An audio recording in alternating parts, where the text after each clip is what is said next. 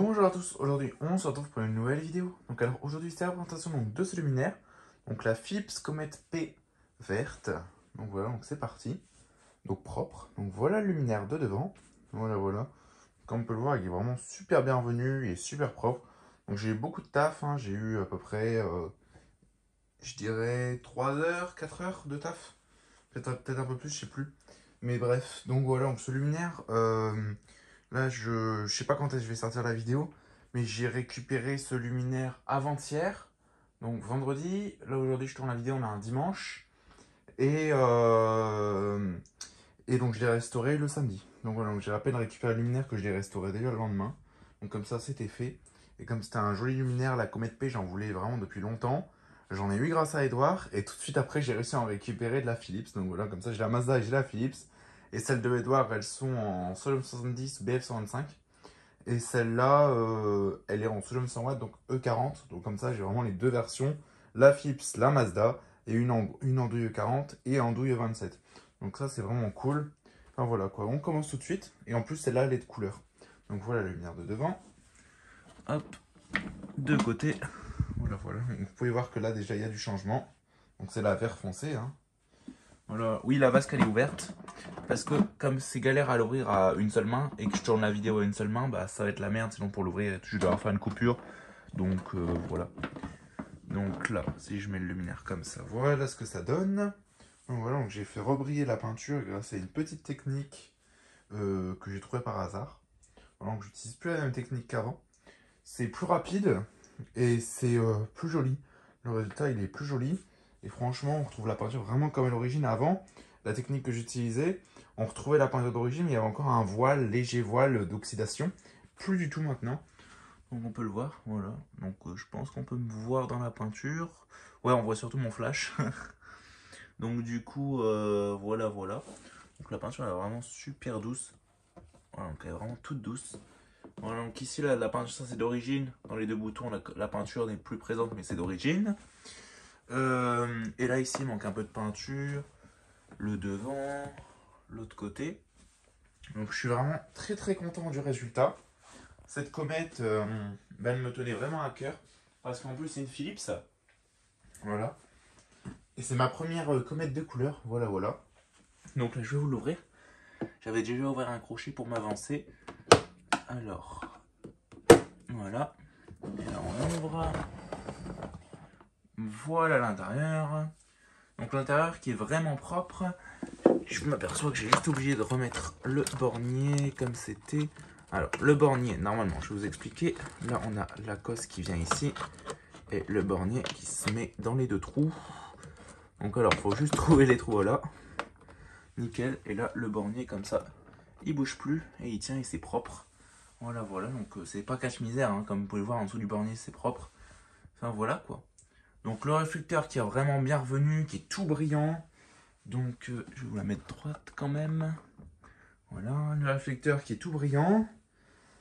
La platine toute propre, le ballast, l'amorceur, le condo. Donc le condo il n'est pas débranché. Pourquoi? Parce qu'elle date de 2008. C'est pas assez ancien pour que je débranche le condo. Elle a un peu plus d'une dizaine d'années, donc c'est pas grand chose. Donc du coup je laisse le condo. Voilà.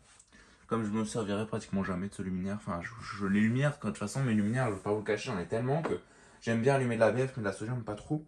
Mais c'est que à force d'allumer des luminaires, à force on se lasse. Enfin c'est pas qu'on se lasse, mais au tout début de ma collection j'allumais tout le temps mes luminaires. Maintenant je les allume beaucoup moins.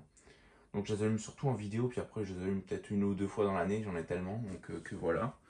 Voilà. Donc là on a le bornier, le câble qui passe en dessous. Donc le câble qui va rester. Maintenant je les enlève les fiches, celui-là il va rester.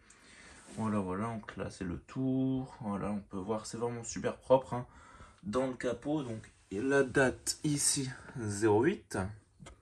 Et ici 08, donc à l'intérieur là-haut. Enfin voilà quoi.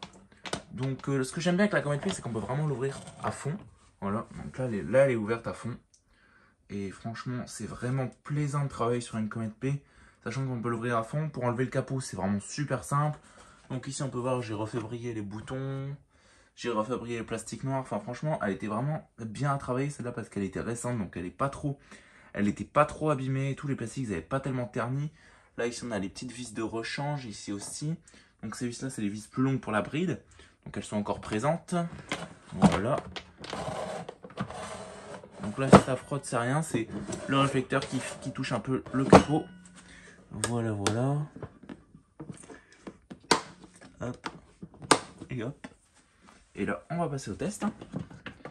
Donc alors, pour la retourner, alors je pense que je vais vous la mettre debout comme ça. Comme ça, je peux ouvrir la vasque. Donc hop, hop, hop. Donc voilà, donc comme ça, la vasque, elle peut rester un peu ouverte. Donc la bride, par contre, je ne l'ai pas refaite. Enfin, je n'ai pas désoxydé, j'ai juste nettoyé. Voilà, voilà. Donc là, on peut voir le côté de la comète. Voilà, voilà. Donc ici, c'est l'étiquette. Donc je vais vous la mettre à l'endroit. Donc Philips. Voilà, voilà. On peut mettre pause pour lire. Donc est-ce qu'elle est encore chaude? Oui. Je vais pas vous l'enlever parce que elle vient de fonctionner la comète pendant à peu près 1 heure. Donc du coup, elle est super chaude. Voilà, voilà. Osram, Navsonte Super 4Y. Voilà, voilà. Pour un morceau externe. Donc vous pouvez voir qu'il y a des petites gouttes sur le réflecteur, des petites gouttes d'eau où on s'enlève quand on frotte. Mais c'est juste que je les ai pas enlevées. J'ai nettoyé la comète, après j'ai laissé comme ça.